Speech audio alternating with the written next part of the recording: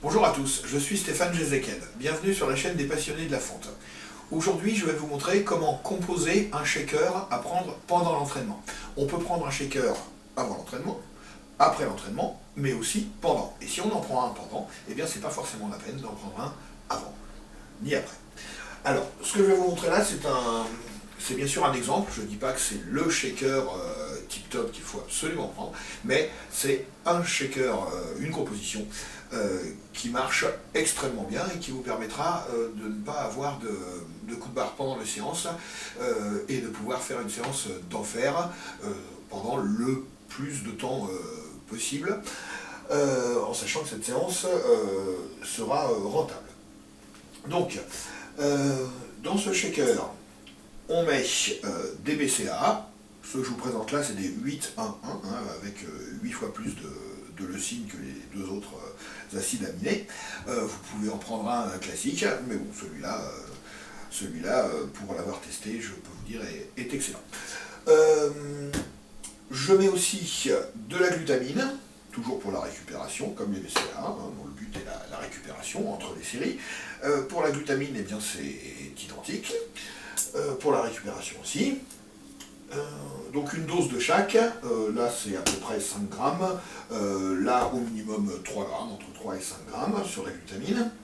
Je prends une dose de PeptoPro. Alors le PeptoPro, c'est de l'hydrolysate de caséine, et il a été prouvé que ça permet de récupérer directement pendant la séance. C'est-à-dire que le catabolisme, la destruction des fibres musculaires, enfin, l'agression des fibres musculaires est plus vite récupérée et on est moins en situation de catabolisme quand on prend du PeptoPro. Pour ne pas être en manque de glucides et pouvoir toujours avoir de la pêche pendant l'entraînement, je mets dans le shaker un mélange de maltodextrine. Je mets une dose, ça équivaut à 40 grammes, et une dose de dextrose, ça équivaut à 45 grammes. Voilà. Donc ces 4 éléments dans un shaker, ça vous permettra de ne pas faiblir pendant la séance. C'est excellent si on fait des séances de plus d'1 heure. Si vous faites des séances très intensives de 3/4 d'heure, je dirais que c'est peut-être pas la peine.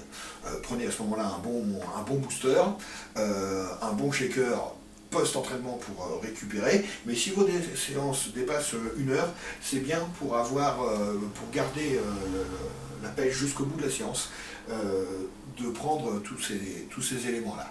Voilà. Bon, j'espère vous avoir donné des idées avec cette vidéo. Si vous avez aimé cette vidéo, merci de liker en cliquant sur le petit pouce qui se lève. Cliquez sur le petit pouce qui se baisse si vous n'avez pas aimé, mais merci de dire pourquoi. Et si vous avez trouvé la vidéo intéressante, merci de la partager. A bientôt pour la prochaine. Ciao!